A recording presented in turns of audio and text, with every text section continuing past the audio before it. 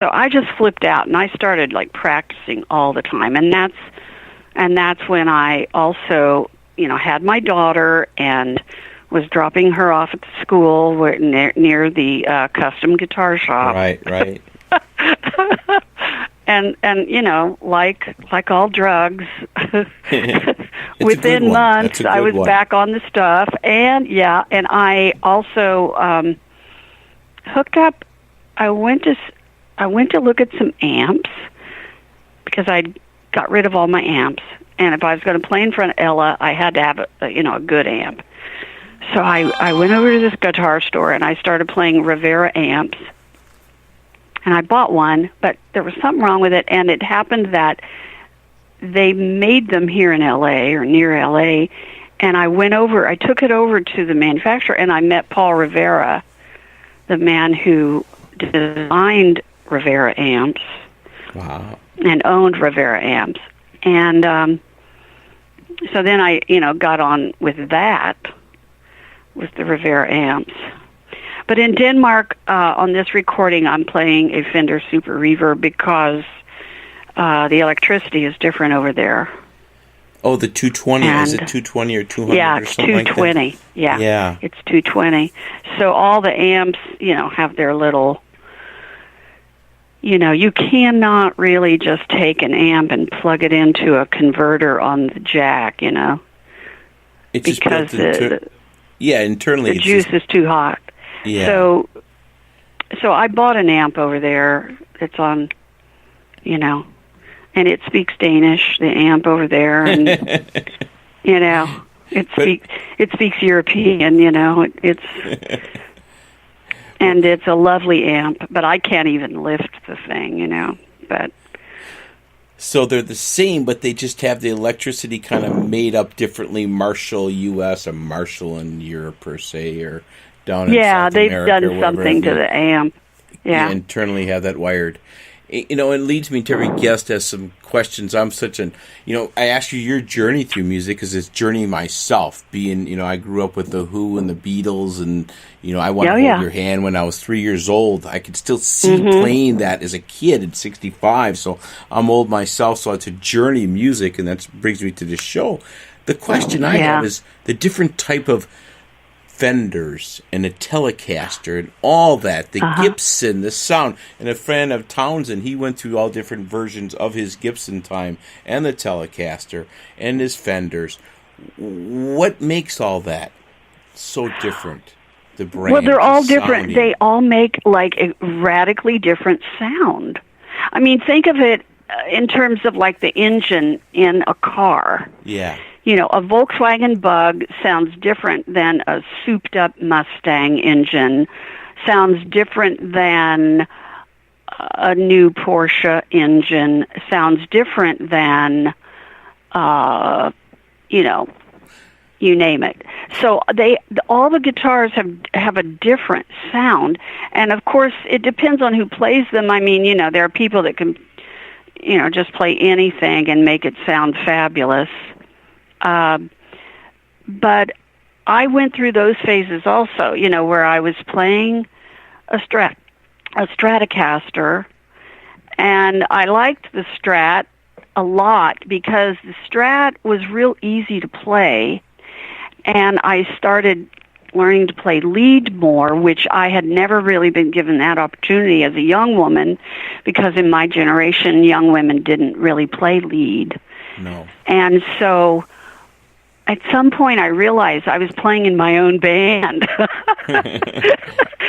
And I could play lead if I wanted to.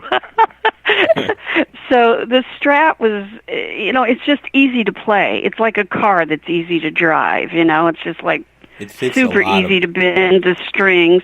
I mean, depending on the gauge of the strings, of course. But, the Strat was really easy. But then after a while, you start wanting a certain different sound.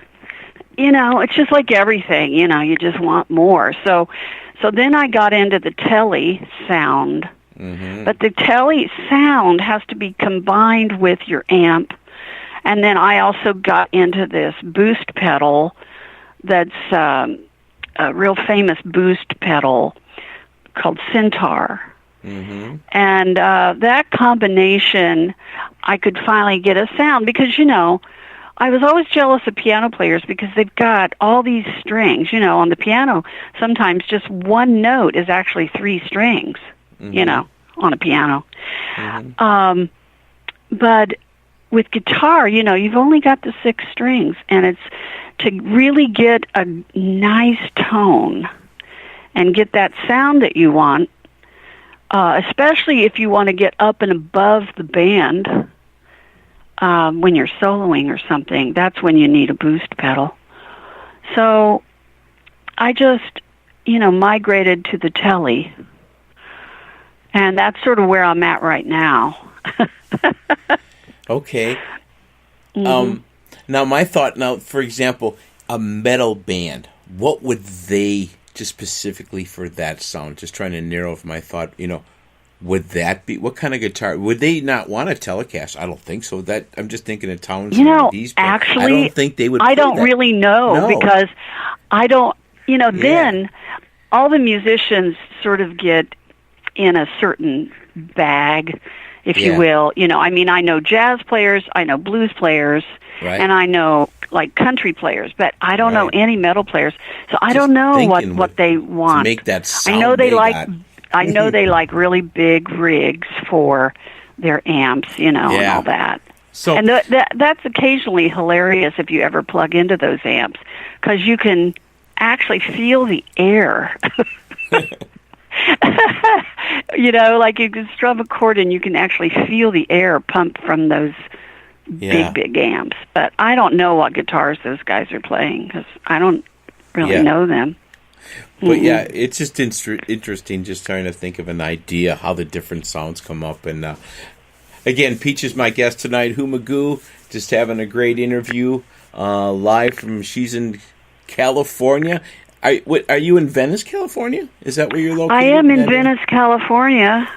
For good or, good, bad, or indifferent, I am here. Gotcha. Venice has become so popular, it's almost ruined itself. I came down here about 10 years ago, and it was kind of a little bit sweet hippie, former hippie community, and man, it's just crazy. Today's kind of not a very hot day. Mm-hmm. And so there are fewer people. So it's kind of mellow. I like that. Gotcha. Yeah. Let's talk about some of your gigs you have going on, or anything in the future, or any other endeavors besides music we're going to play tonight. Well, I just got back from Denmark from this summer. We did a really fun Facebook night over there with 3 other women and myself. And then I played in the same club where we recorded at night in Copenhagen, Cafe Bartov. And I just got back about a week ago, so I'm almost on California time again. Before I left, I was playing a lot with my daughter on bass. My daughter went to college and came home and graduated from college and came home and is just into the bass.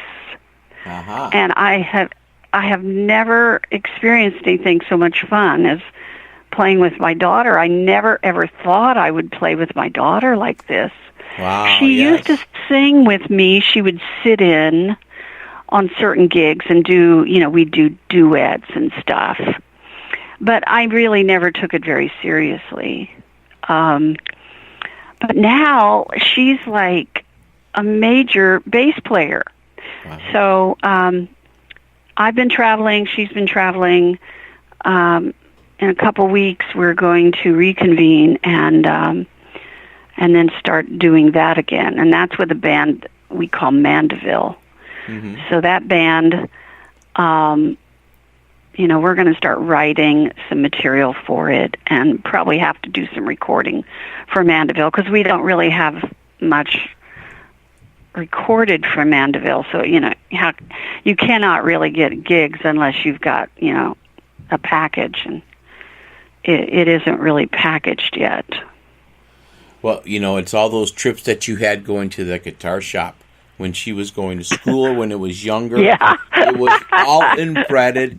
It was meant to be, and this is not just a final stage. This is the lift-off of life for you. You're right. I mean, to now have your daughter, and I work in the schools, and to see kids grow and learn, and to see them come to life with different things, that's what it's about.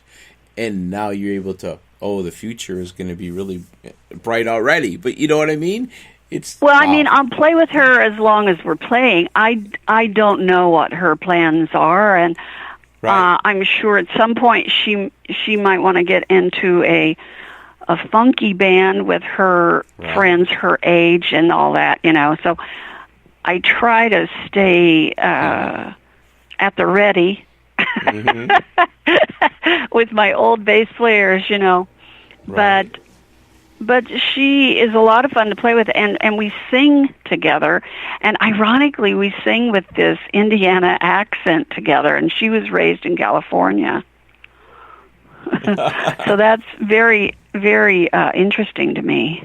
Yes. But when we sing, we sound, almost identical.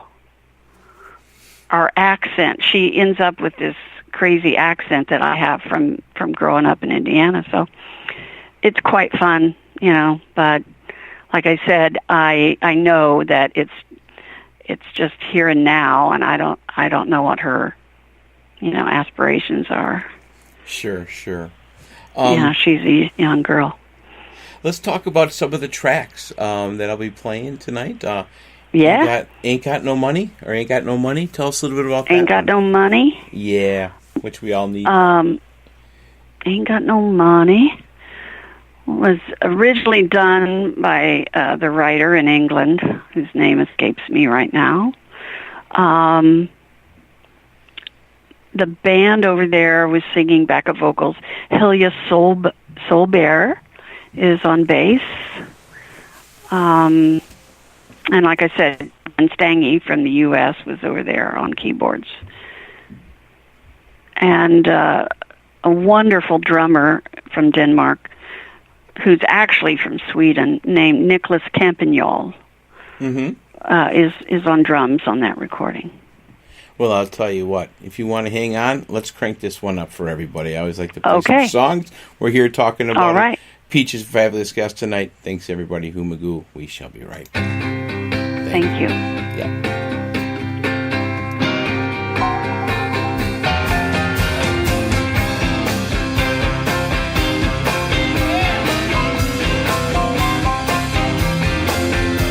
Well, I'm looking for a man about 6'2",